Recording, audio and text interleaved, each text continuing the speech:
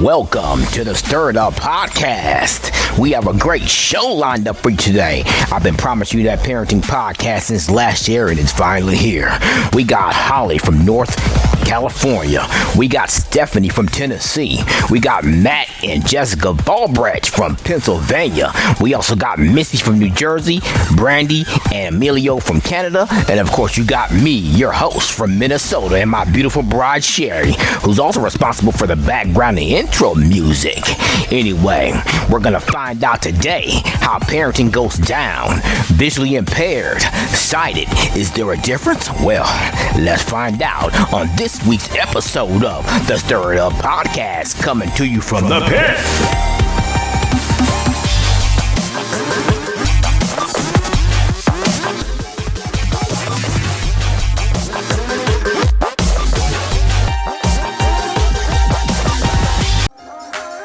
All right, welcome to the SturItUp podcast, where this week we are going to talk to parents that are both sighted and visually impaired.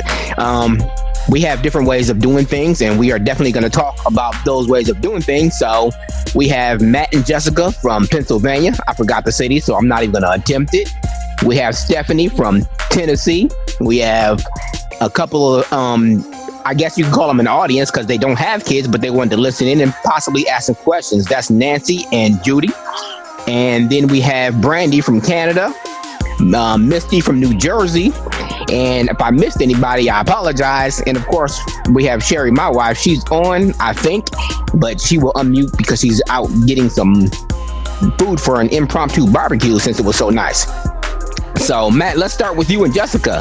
You have younger kids, and I guess let's start with, is there anything that you do different that Jessica does, or the same, or do you feed off of each other? How does that work for you as a married couple? Because I'm definitely going to talk to Stephanie because she's a single parent, and I know how that is. That's going to be, that's probably be a whole segment by itself. But why don't you guys tell us how you guys do?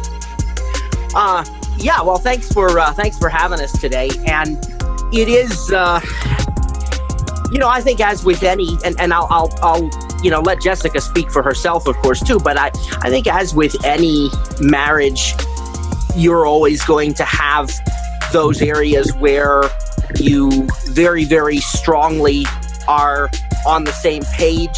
And then other areas where maybe there are at times different philosophies, different upbringings, different thoughts about how to do things. And, hopefully of course, we're a Christian family, hopefully with prayer and trusting God, you can be unified and come to some place where you meet in the middle. And I really don't know that is any different, with one of us being non-sighted in that regard.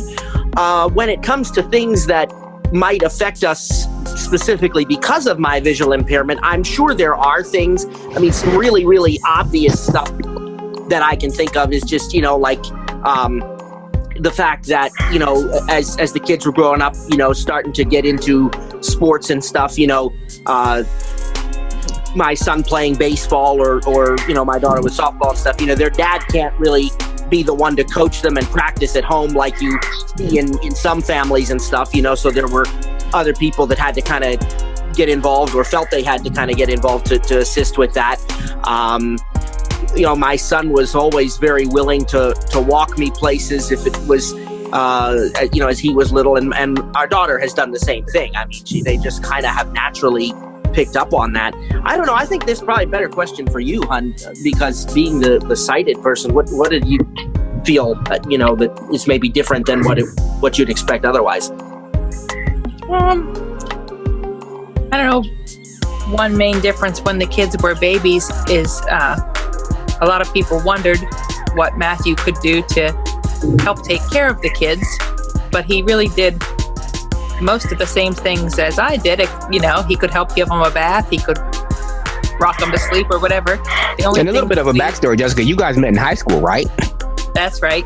So you've known Matt most of your life. I mean, so yeah, more than half. Yep. Right. So it's probably the same situation with me and Sherry that is with you two. People are always asking you what he can do, like as if it's a doubt that he can do anything. But as you being his spouse and best friend for life, you know what he can do. So that kind of sounds like a redundant question to you, right? Yes. Now, we did always have one agreement when they were little, and that was that I didn't make him change any diapers because I decided I would not want to have to do that just by feeling either. Well, Jerry was on the other hand. She said, look, I showed her too much too fast. Because I was actually a single parent before we got married. So, changing diapers, making formula, giving them baths, even taking them to the doctor's appointment was second nature to me. So I was a parent before she was, because we're actually 16 years apart. So... Right. No, 13 years apart. I'm sorry. But, so for us, it was a little different. So she, maybe I shouldn't have showed her I knew how to change Pampers. You messed up there, Cliff. Right. So, but, I know, you don't have no reservation. I'm just saying that, I know the answer because I just want to make sure our audience can figure this out, because there's this concept of when you're blind in the circular world that you can't do anything. So do you have a problem leaving Matt at home with the kids by himself, even when they were younger? No.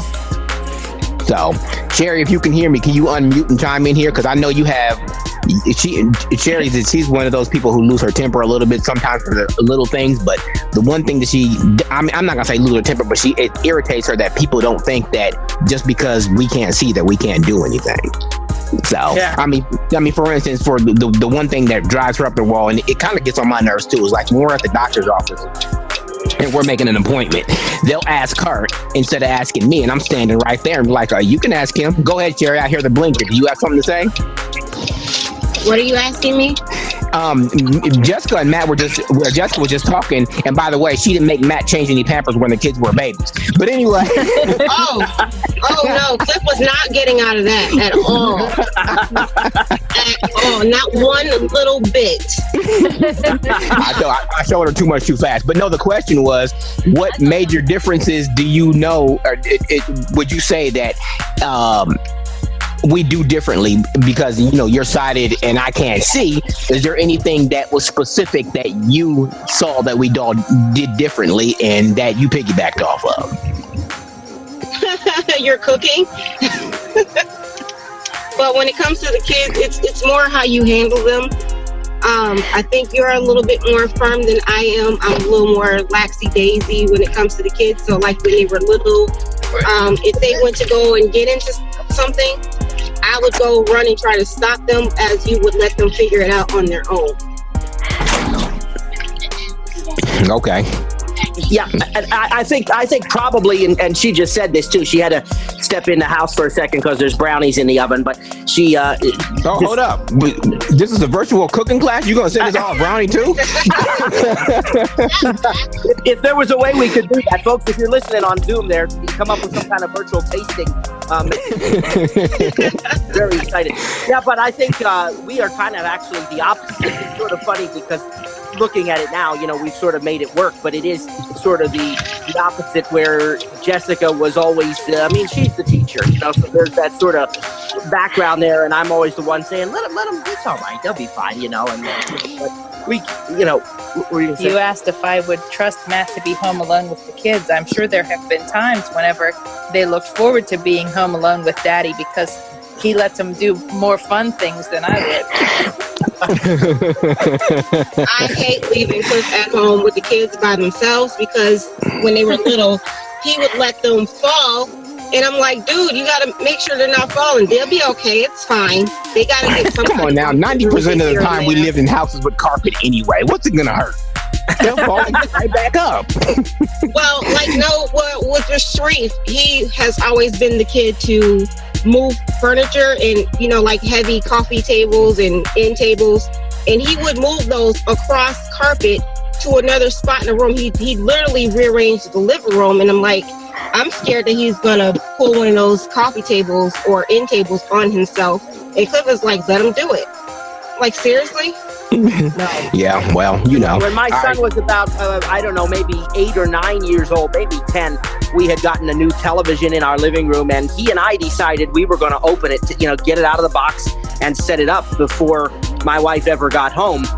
And he accidentally cut, it was not a deep cut, we didn't have to go to the hospital or anything, just a Band-Aid, but he accidentally cut his hand trying to use a knife to open, how those boxes have those real thick things on him, that those straps, like, and right.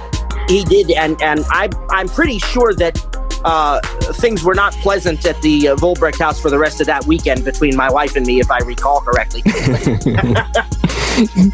All right, I'm gonna go to you. I'm gonna go to Misty next, because I know that you're married, but I don't know. Can you tell me, is your husband sighted, or is he blind like you are? My husband has sight, and it was kind of crazy with us, because I was the one that was like, no, don't, no, and my son would run to his dad, but yet he had to be with me a lot because my husband was out to sea 6 months out of the year. Okay. So was that a big adjustment when he came back? Because, you got, number one, you got to have a united front for the kids. They can't feel like they can, play one parent against the other, because kids will try that. But was that a big adjustment, 6 months on and 6 months off? Yes, because like you just said, he would try, because he knows with me, it was when I get after him and I would say, don't make me count to 3. He says, 1, 2, 3. Well, mommy don't go 1, 2, 3. Mommy says 1 and 3. And when I say 3, you in trouble. Mm-hmm. So he tells everybody she doesn't know how to count. So what for you, as being a blind parent, I don't know if you have any sight, but as being a visually impaired parent, what would you say is the biggest challenge for you, especially as being a mom? Not saying us dads don't have it, but I know, the mommy is usually the first parent that the kids run to anyway, especially when there's something wrong. Yeah. Well, the biggest one that I've had was, I thought I lost my child. I was cooking, and he was about, not even maybe a year old, but he had fell asleep under his high chair, and I'm going through the house looking for him, and I said, oh my God, where is my baby? I said, I can't call my husband at work and tell him that I lost our baby. But eventually I had to get myself to calm down, and once I calmed down, I sat here at the kitchen table and my foot hit something, and I said, what in the world am I hitting? And I looked, and there was my baby, and I picked him up and grabbed and hugged him, and he's looking at me like, what's wrong with you? Yeah, that definitely would be scary. Stephanie, I'm coming to you next, because you're a single parent, but it wasn't always that way. Tell us what the biggest adjustment for you when you became a single parent. And I know it's not easy, because I've been there, but I mean, just, give us a rundown. I came in on the tail end of y'all's conversation about the school from youngest to college. So, I mean, that's definitely challenging, right? It is. I was married for 20 years. And since the divorce and everything and becoming a single parent, I think he was fully sighted, so he was the driver, and we could take all 5 of the kids to all their different activities, and cheerleading here, and band practice there, and choir rehearsal here, and t-ball over here. I mean, we did all that, and then that's not easy to do on paratransit transportation, and even with Lyft and Uber, it's gotten better. But to keep them all involved, I remember when my son graduated from high school, he was still going to school where we used to live, 21 miles from where I live. Oh, maybe not that much, maybe about 18 miles from where I live. That's a lot of money going back and forth trying to get him to practices on Lyft and Uber. And so I think that was the biggest adjustment. Now, I do want to point out that I changed diapers after I lost my sight. It was probably one of the best things my mother-in-law made me do when I first came home from the hospital.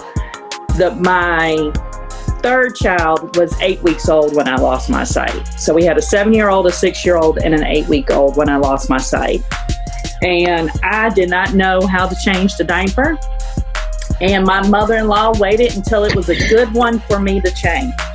And I will say I had stuff everywhere, and I used almost every wipe in the box, but we got it done, and I lived. Years later, when I thought the family was not being very understanding of my visual condition, I blindfolded everybody that day, and I made their father change a diaper. He nearly freaked out. There was mess everywhere. It was horrible. And so that definitely takes practice, because I mean, when my first one was born, I had already had some practice because my aunt, when I was growing up through middle school and high school, she ran a daycare, and she made me work in that daycare. So, and her and my mom both, I mean, they came from, Hillsboro, Illinois, a little town in Illinois, about an hour away from Chicago. And their mom was tough on them, and they was tough on them. My mom told me, she said, just because you can't see doesn't mean you can't do nothing. Let's go. She took me in the kitchen with her. My aunt took me to work with her. My mom took me out in the neighborhood. And I mean, if the other kids were doing it, I wanted to do it. So it was, my mom brought me, everybody has a little bit of a different upbringing, but the end result is the same. We want to be independent. We want to be able to do things that other people can do. So. Well, like I tell people, for me, I'm mom before I'm blind. My children expect their clothes to be washed, food to be on the table, the field trip permission slip form signed and the money paid, lunch made, birthdays to be special, chaperone the field trip, and be the best mom at the school. And that's what I'm going to do. I'm up at the school all the time, and I'm a parent ambassador for our school system here in Memphis.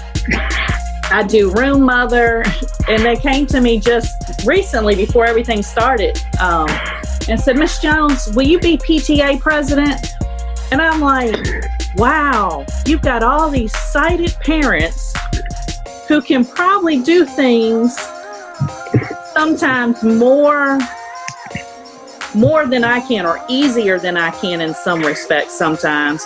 But you came and got me to be the PTA president. I said, if that's what y'all need, that's what we're going to do. So come on, let's get it done.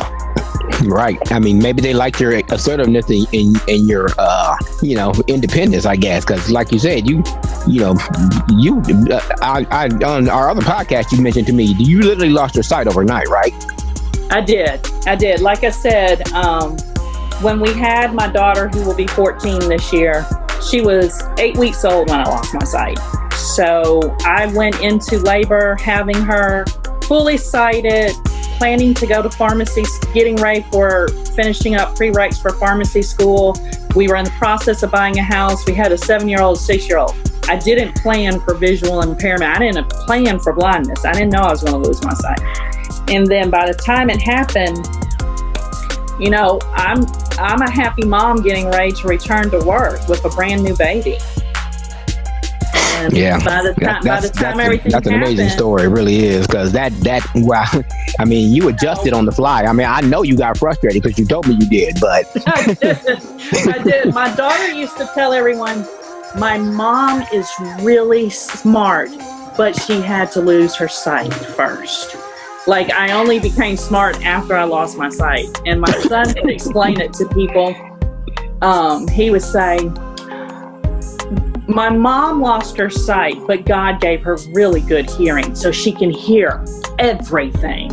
So, and that's the perspective from the 7-year-old and 6-year-old. But I say, little do they know that moms have that and dads have that hearing before they lose their sight anyway. It's just we don't have to use it. So it wasn't that. My children are as loud as a herd of elephants. They've never figured it out. All right, Brandy, I'm coming to you next because I know your story. But why don't you tell us a little bit about your experience? You were married and divorced and went to be single, but your situation is a little different, especially because you live in another country, right? Me living in another. Can everybody hear me? Okay, yep. I just wanted to make sure. Okay, I think that being in a different country doesn't really make that much of a difference as far as challenges and stuff go. But yeah, I was married to a sighted person, divorced, and now, my kids are quite a bit older now. I have 4 kids. I think it's very difficult to pick just one challenge. There was a few, I won't babble on for too long, but, transportation, filling out forms. It's, because nowadays filling out a permission slip is harder than just signing it. You have to, are they allergic to this, that, and the other thing? Check this box and that one. And, lots is online now, but it wasn't like that before. Right. Stains on clothing. I washed this shirt, but did the stain come out? Because he threw up on this shirt last week. So, now, do you have any kind of color identifier that will tell you if a stain comes out or not? I don't know, because I've been spoiled and been married to a sighted person and had sighted people around most of my life. But No. I mean, I couldn't imagine what it would be like being a totally blind person, being a single parent with kids in high school. I mean, my kids, when I was a single parent, were 6, 7, and 9, I think. So it was a little easier, but not much. So, Well, to my knowledge, you can't get a color identifier that will tell you about stains. However, I did get lucky because I didn't get divorced until my kids were old enough to where I could hold up a shirt and say, hey, did this stain come out of your shirt? And they would just say yes or no. But I was always careful to bring it right to them because I didn't like the idea of them having to do too much. Like what the last lady said about I'm mom before I'm blind. I agree completely. I didn't have kids so they could take care of me. So if I'm going to ask them questions about whether or not a stain came out, I'm going to go to them directly, make it so all they really have to do is look up and tell me. And so, I got lucky there, but there were times when I would want to take my baby out somewhere and my ex was out working. How do I know if this stain came out? It used to freak me out. So that challenge was there too. Shopping was always difficult because you can get an assist, but when you have 3 toddler hands trying to reach out of a cart, Right. that's a nightmare. And also when you have that many kids, you want to be able to go to Goodwill stores sometimes or secondhand places to try to find things a little cheaper. But I didn't have the time for that. Nobody to watch my kids and nobody to really help me do that. So I ended up having to spend more money on things than I normally would. So now you're divorced, but you're currently in a relationship, right? Yeah, that's right. Is he on here? Because I haven't seen his name yet. He is. He's been off and on and off and on because it wasn't working. And then I explained to him that you soft muted everybody. He's like, oh, I didn't know. So he needs to unmute now and come in here because I want to talk to you guys a little bit about how the parenting thing might go along with somebody who's not the kid's father, because I know how that can go, but... Right. Before we do that, Cliff, if you don't mind, I would just like to say that, we have a couple of sighted people in here and they've listed their, talked about their challenges a little bit. And I just want to say, I'm not really speaking on my ex's behalf here, really, but one of the things that he used to mention to me was that the only challenge he found was that I couldn't drive. It used to really irritate him that I couldn't drive. And that was really his only issue. Everything else was okay. But, if they had a doctor's appointment or something like this, he was just always so annoyed. Right, because y'all public transportation ain't the greatest up there, right? No, not where I am currently. I mean, it's gotten better, but so much has changed since my kids were younger. I can see AI things now, whereas I would have killed to be able to do that, when my kids were really young, which was 10, 12 years ago already. So there's a lot more advancements now. That were not available to us before. Definitely, in my opinion, single parents who are blind would have a much easier time than, say, they would have 15 years ago. Oh, yeah, definitely. Yeah, I just want to talk about his challenge for a second because all the other sighted people did. So. Okay, no, that's fine. Amelia, Did you unmute yourself? Yeah. About time. You'd think you would know that. But anyways, you and Bernie been together for just about 2 years, and you had a previous relationship with somebody who also had kids. Tell me how, I guess, is it a challenge being with somebody that has kids that I guess don't want to welcome you in because you're not their dad or because you're with their mom and you're in the way? I mean, how does that go for you? I mean, because you can't exactly just say, hey, do this, do that, because, you're the other guy, I guess, and you're not my dad, so I don't have to listen to you. I mean, is that how it goes down sometimes?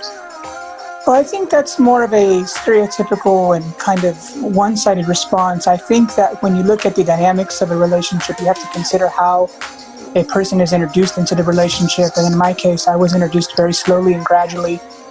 And I think that was to the benefit of everybody involved because the, transition for me to come into a relationship was with someone who has children has been very good. Everybody's treated me well, and I feel that it's my job not to be their parent, and that's not what I'm here to be, but to be a friend to them, to be someone they can come to if they so choose.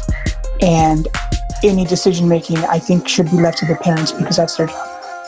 Okay. Now you say that you was introduced to the kids slowly, but I know your other story, and that one was overnight, right? You weren't introduced slowly to that one. How did that change that dynamic of that relationship? Well, I think you have to consider that when you come into a relationship with children, or there are children involved, you have to consider the healthiness of the relationship. And if the relationship is going to be healthy, then I think it will be positive all the way around. But if there's going to be some dysfunction in any way, that's going to affect or will potentially affect the relationship with the children. Right, because with you being the new guy, I guess, per se, it's not guaranteed that you're going to be around forever. So, I mean, I guess tiptoeing around that a little bit is the best thing to do. Misty, I didn't get an answer from you. Did you know what your biggest challenge was, or your husband's biggest challenge was with you being blind? Did he ever mention anything? Did I miss anything? No. What I was asking is us being blind parents and being married to sighted spouses. Did he ever mention that because Brandy mentioned that her ex said his biggest challenge with her being blind is she couldn't drive. Did your ex ever mention something of that nature, whether it was not being able to drive or anything of that nature? Well, yeah, sometimes, because in his situation, I lost my sight in when I was in the fourth grade.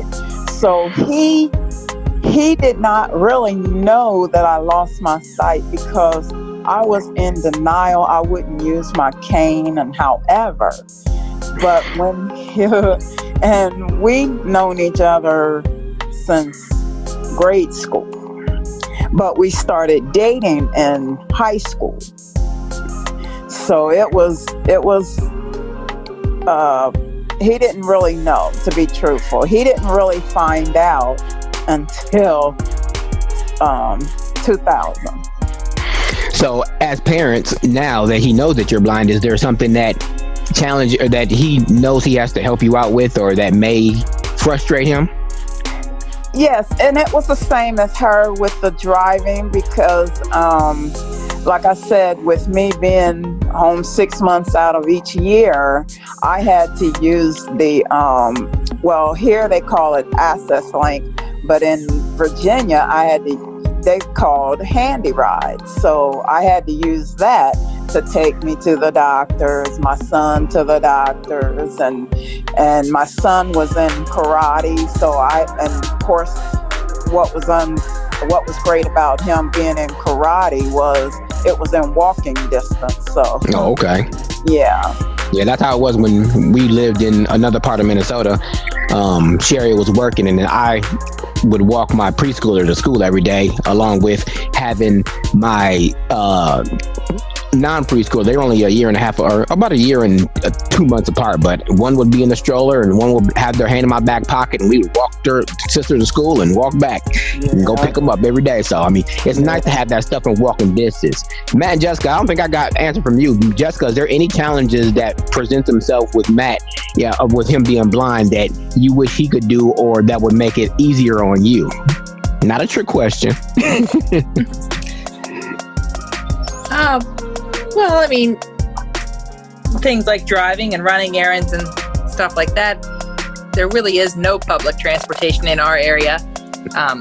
We have one taxi when he feels like having a taxi.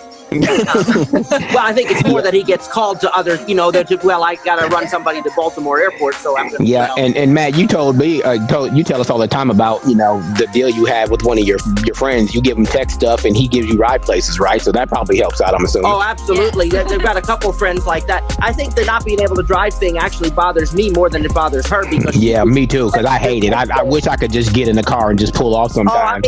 These stay-at-home orders. I mean, she's like, hey, Governor extended a year. I don't don't busting down his door saying, "Buddy, we got to get out of here and do things," you know.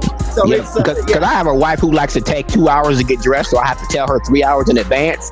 But trust me when I tell you, I am still here. no, I know that. But I mean- trust me when I tell you, when I was working in my church as the head of the men's ministry and things of that nature, there would be days that if I could drive, Sherry would have got left.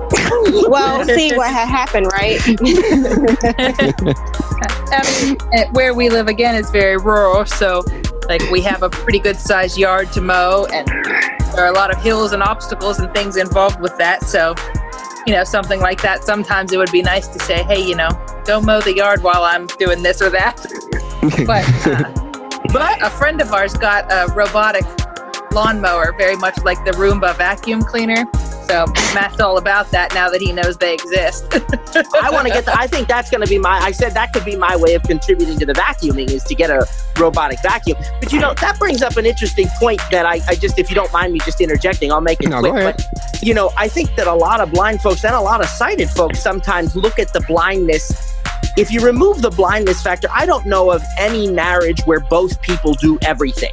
You know what I mean? I know people where the man cooks, where the woman cooks. My dad ironed his shirts. My mom did other things. You know, they certainly are a unit and they do things together, but everybody's got the things that they do. And I think sometimes the assumption is, oh, well, he's not doing that because he can't see. No, that's just, you know, that's how we do things. And then there's also the human factor to it, which is, you know, I think it's a wonderful goal to be independent, and obviously that's what we all strive for.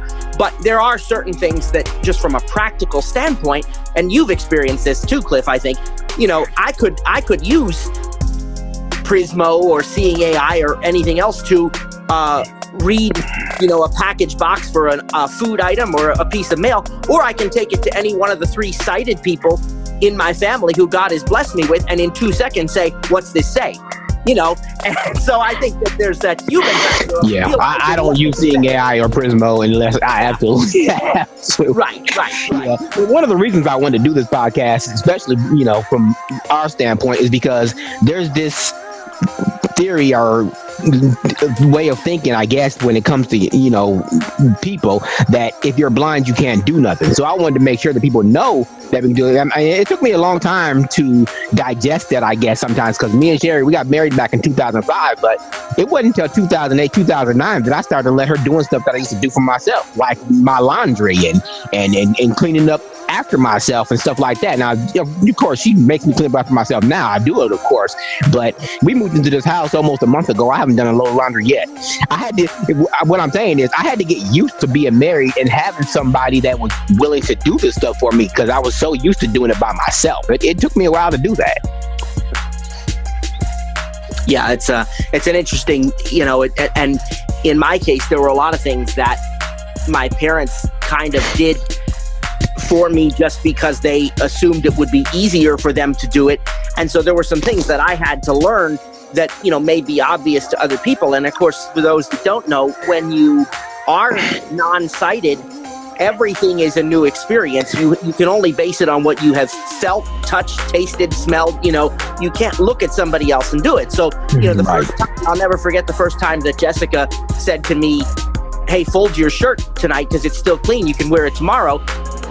Nobody had ever shown me how to fold a shirt. You can say fold a shirt all you want. It's not going to make it any more knowledgeable to me unless somebody physically takes my hands and teaches me how to fold that shirt. You know, so it was a learning curve for both of us, I think. Or the very first time that I ever washed dishes and used an entire bottle of soap and about an hour and a half in the bathroom to wash, 3 or 4? Like 3 cups in a bowl. So it's a learning process, you know. We got one more person that I almost forgot was here, but Holly, why don't you tell me a little bit about yours? Because your experience is a little different. You married and inherited kids, right? Hi, everybody. How you doing? So great. And I'm highly blessed and incredibly inspired by this conversation and listening to you. And I told Cliff when he invited me to join you, I said, that's not my merit badge. I deserve to be on this panel because I had decided to not have children. When I was 13, I made this monumental announcement because it just looked too hard to be a parent. And so I stuck with that and then got married and was widowed. God brought my husband and I together 20 years ago. He was also widowed. He had 4 grown children at that time. There were 5 little grandchildren. They started having their families. So I was an instant grandma with 0 experience around children, with wonderful, wonderful bonus daughters who taught me what they had been learning to be good parents. So what they did, I did. And, it's a wonderful Christian family. So it's really, just awesome. I learned a lot. I still do have a little site, which is helpful.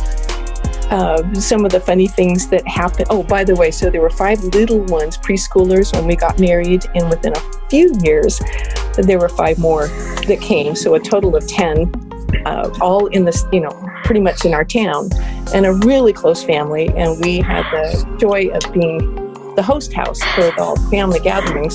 So did anything really make you nervous or challenge? I know you're not one to shy away from a challenge anyway, based on what I've known over you for the last year or so.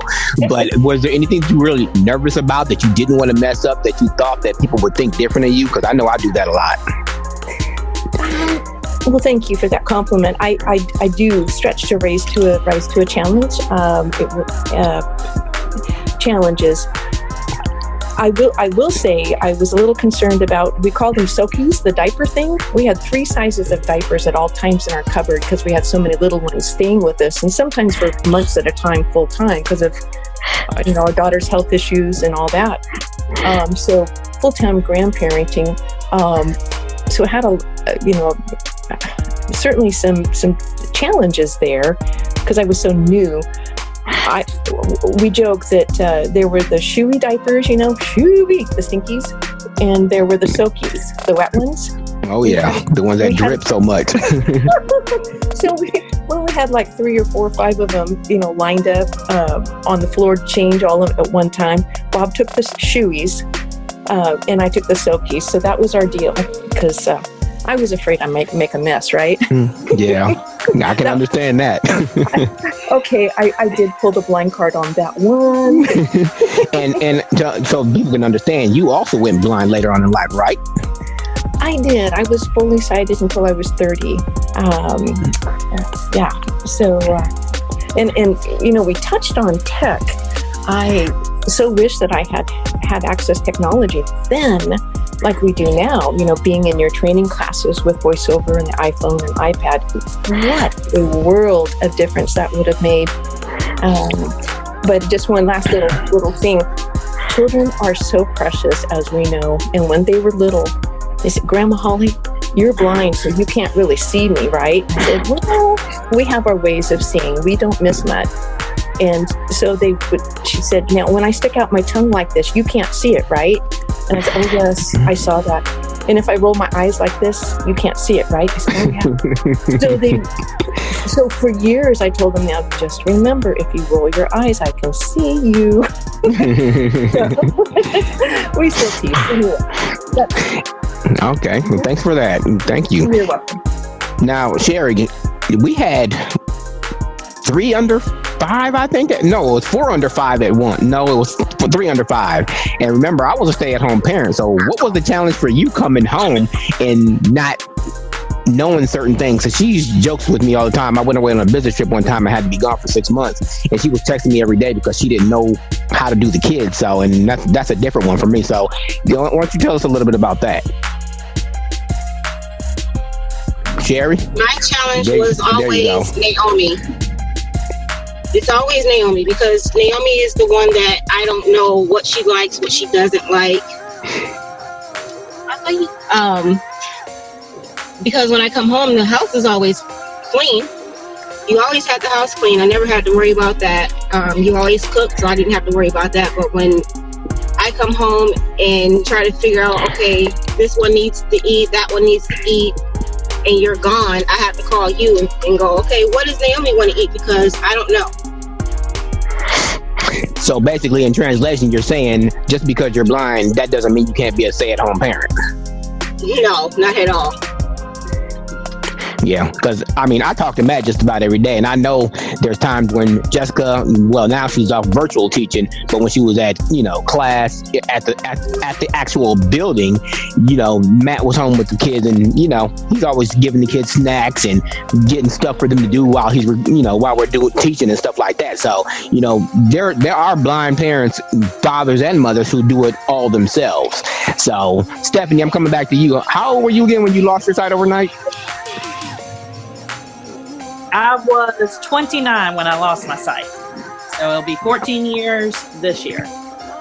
And you've excelled in the work and home place with that. I mean, all the things that you said you were involved in, I just got tired listening to you say. I do everything that I think I'm big and bad enough to do. I am, so what? I'm blind. Who cares? I am Stephanie, and I'm going to do it. Yeah. They're not trying to pry too much into your personal life, but like you said, you've been divorced. But if you, dated or had somebody around for a while, was that a challenge for you with the kids? I mean, especially being a blind mother.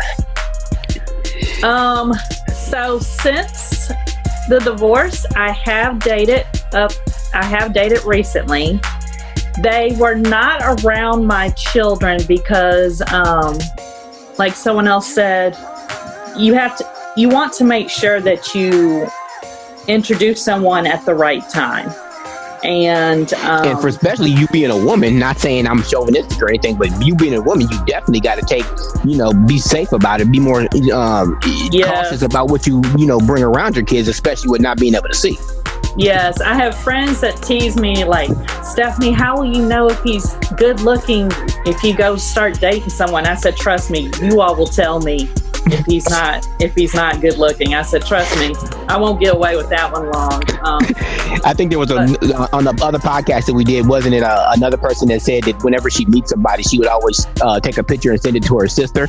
So she could, yeah, I thought that was kind of friends are for, right. If your girlfriend gives you, sends back a thumbs up emoji, you're good. So no, everyone in my life knows my children. My students know my children. My anybody who's close to me, and I do have several male friends. Not that we're dating; they're just male friends, and they know my children. Everybody knows my children, and so I would just take my time introducing them. I don't want to throw them into anything. And I wouldn't want to introduce anybody to my children unless it was very serious. If it's just a nice casual dinner, in a movie, I can do that on a night when they're not at home, when they may be spending the night with their father. So I do try and keep that very separate. And I make that clear up front, because whoever's going to come into my life, I'm a package deal. You take me, the 5 children, the 1 dog, and the blindness, or you don't take any of it. And that's just the way it works for me. It's got to be, especially in today's day and age, because you never know what you're going to get involved in. Yeah, see, I don't want to be just involved in anything. But I will say this. We've mentioned a couple of times about faith. And, of course, if it wasn't for my faith, I wouldn't have gotten to this point where I am now. But I remember crying one day about my situation to a church member, and she said, Stephanie, God's going to give you what you need. And when I became a single parent and we were still at the same church, I have an awesome church family. I kind of sat back one day and I noticed that every one of my children had a different church member that kind of doted on them. There was a grandmotherly one that slipped my oldest $20 here and there. And she asked me, could she do it? I have one that she doesn't have children, but she has a godson in the church. And so when she gets her godson, she gets my 2 younger boys, and the 3 of them are around the same age and they play. I have 2 different ones that dote on my daughters. So I have that support that helps me be able to be a successful single parent. So, and I think that's important. Yeah. Wouldn't you agree with that, Brandy? A support system. That's what it sounds like. Everybody's saying that if you're, single or, you don't have the resources at your disposal that some of us married ones do, that a support system is important. Definitely. Absolutely. And it helps when you can have an understanding partner that says, okay, I get your situation, and, you got to do things the way you see fit, and totally. Yeah. Brandy, I will say that I used to just soak all the clothes in spray and wash just to be on the safe side. I would just, to make sure I got those stains out, I would just... Color guard bleach. Color guard bleach was a good thing. But I was always just so paranoid, I just was. When you said that, I was like, you know what? That's why I'm doing this, because there are other people out here who have had some of these similar responses and I could identify. But yeah, I just sprayed everything down. I think I must have a minor case of obsessive compulsive disorder, because I would get paranoid that it just wasn't, because some stains you have to scrub the heck out of, before they'll come out. And so I was just always worried. Well, I know I did wash it, but did it come out? It's funny you say that, Brandy, because I got a sister-in-law, and when she stains something, she just throws it away and buys something new. See, and if I could afford to do that, I totally would. I really, really would. Yeah, I sure would. So Matt, I'm interested, or curious, Matt. Have you ever done a load of laundry? I have assisted, but merely to the extent of like taking clothes from the washing machine and putting them into the dryer, starting the dryer, putting them in from the dryer into the basket, folding certain things. I haven't done a complete load by myself. So is it, something that you don't want to try, or it's just been that, that's just the part that Jessica does and you do other things? Yeah, it's more that one. And I think one time my dad and Jessica's mom both thought that it would make sense for me to help out with the laundry. And Jessica was actually the one to say, we kind of have a system this way, because if we didn't do that, I would have to put all of the, color tags or something on for Matthew anyway. And I'd have to do this, that, and the other thing to prepare for it. And in the amount of time that we're doing that, I could just start the laundry and he could be doing something else. So I think it was just kind of a mutual thing, right? Right. Yeah. What about cooking? An actual, not a TV dinner, or heating up leftovers, but maybe whipping together a pot of spaghetti or a saute and a steak. Have you ever gave that a try? I actually have done a little bit of that. I was not, I never lived by myself, so that was all new experiences, but I really love cooking and I love the idea of it. And I do have some utensils that are specifically designed for the blind, and, done a little bit of that. I definitely use the oven a lot. And yeah, pretty much every day I use the oven for one thing or another. And a lot of times then Jessica will be making a meal and I will help out. But I have also made a couple, and Carson and I, or sometimes Kylie, but of course Kylie's younger than he is. He and I have done a lot of them together. So, we'll work together as a team and, get the meal prepared. So yeah, we have done that. Okay. Yeah, because like Sherry said, when we first got married, I did most of the cooking because we had 4 kids right away. I mean, they're right now 14, 13, 12, and 10. And the only reason one of them is 10 because it seems like they're 2 years apart, but it's really 1 year apart. Is he 11? I can't even remember. I got to. But anyways, their birthdays they look 2 years apart on paper because one was born in 07 and the other one was born in 10, but they're really only 2 years apart because of the way their birthdays fall. Anyway, but when Sherry, for all 4 of them, she had to have a C-section. So of course she was down and out for a good 2 months at a time after those kids was born. So I did have to take care of the house, doing the laundry, cooking the meals. And I'm not talking about, Popeyes or just heating up leftovers. I'm talking, spaghettis and lasagnas and pork frying chicken, stuff of that nature. So I mean, you gotta adjust on the fly. So I think you rise to the occasion if you're given the opportunity, or you figure something out. We were recently talking about that. I'm pretty convinced that, I mean, again, there are some things that don't make sense. I physically can drive a car, but it's probably not the smartest thing for obvious reasons, But yeah, I think most things you can, with the right teaching, with the right time spent with it, and the patience and the perseverance, I think you can do it. I mean, there's a gentleman in our community who is blind, who for a living fixes lawn equipment. I mean, and he takes apart engines, he puts them back together, he replaces parts. If you gave me an engine to take apart, I'd say, ooh, that's made of metal. And that would be about to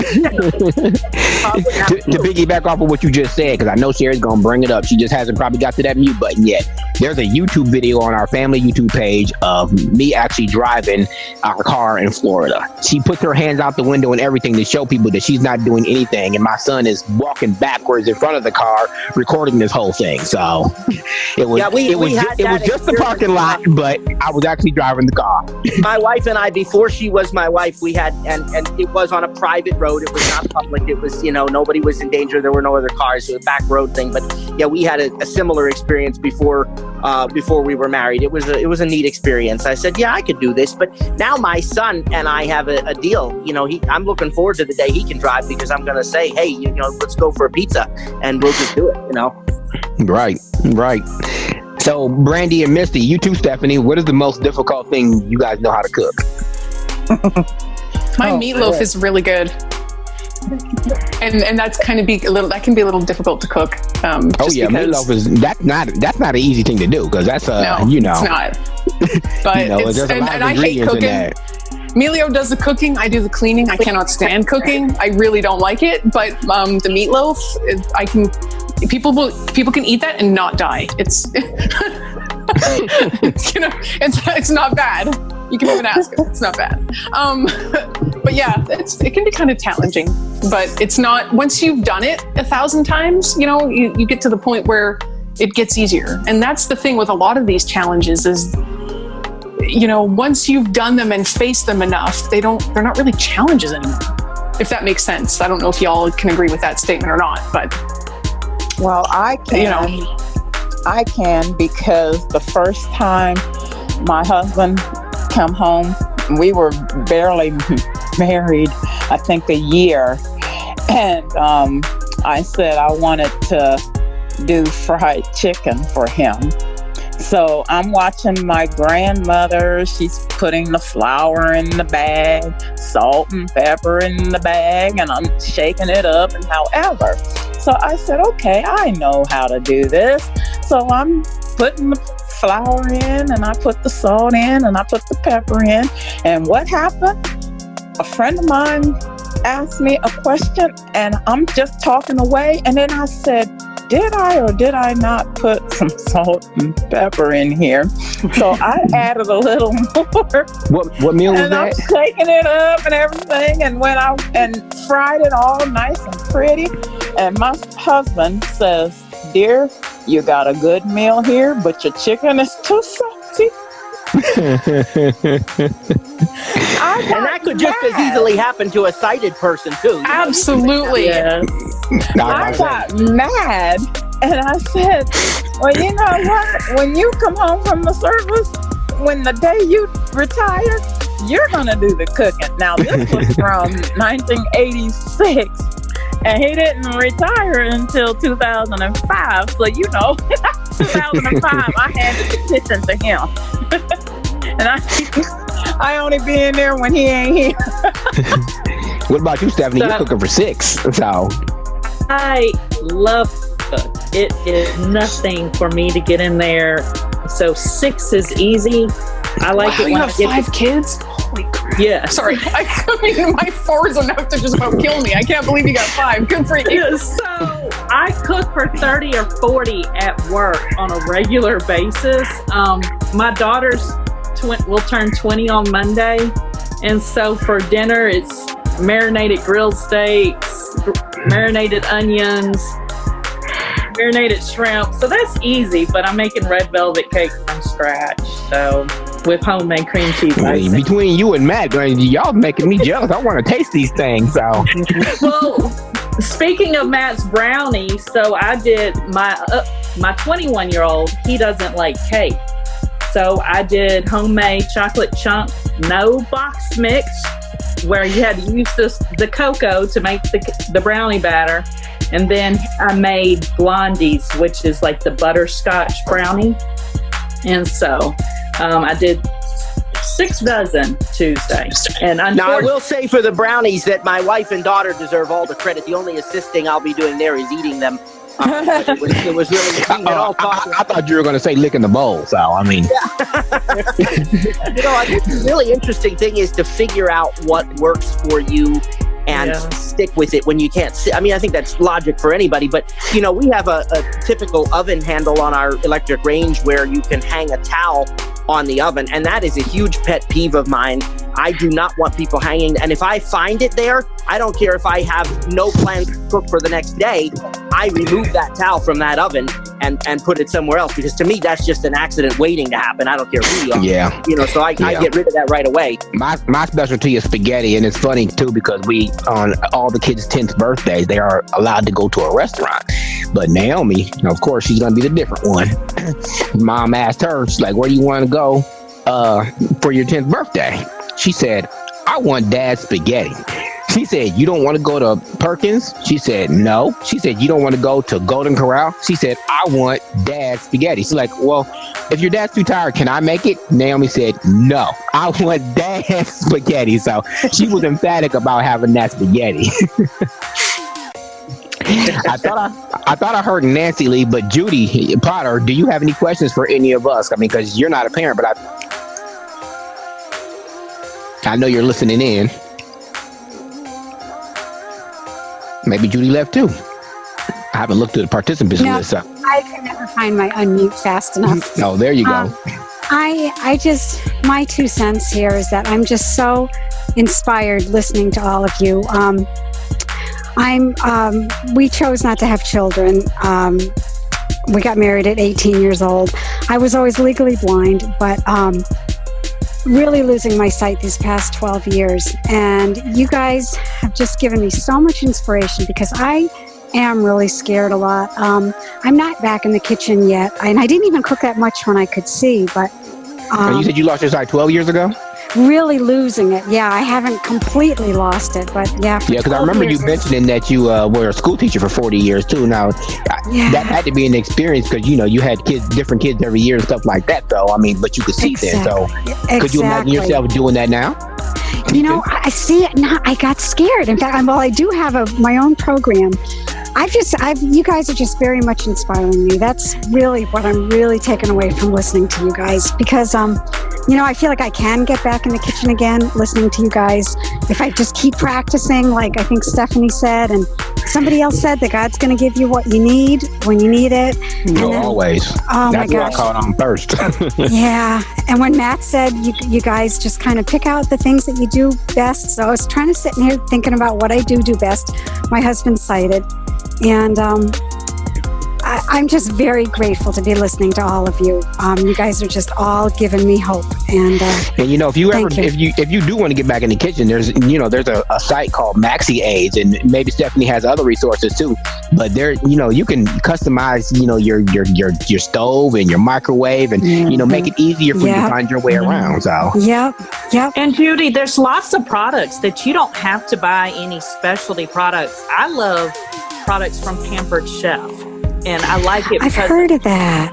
They have a lot of blades that are covered, so my hand can't come in contact with the chopper, and I can chop a whole onion in a matter of moments.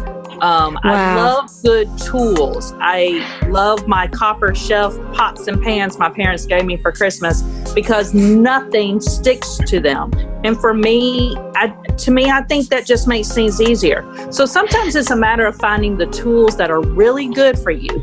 Just go on, go to Safari, go to braillehayes.com. Find you a recipe for something you want and just get in there and start doing it. Yeah. Thank you, you guys. I'm so blessed to be here and to hear all of you. It's just you guys giving me strength. And if you know Braille, they have a cookbook in Braille. I have it. Mm-hmm. Wow.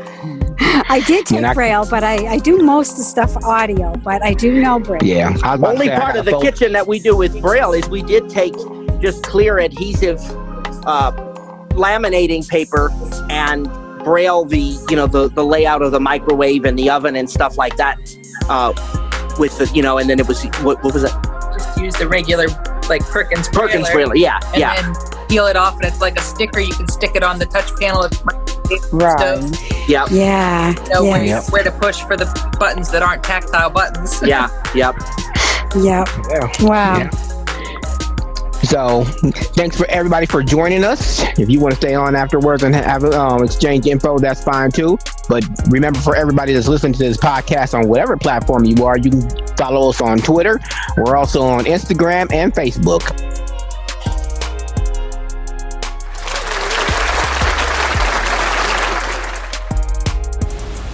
Well, what a great podcast. Thanks to everybody who joined us today. Heard some great stories, some great experiences. And I hope anybody who's listening to this can, take something from this and apply it to their everyday life. Because, they just don't, it's not easy.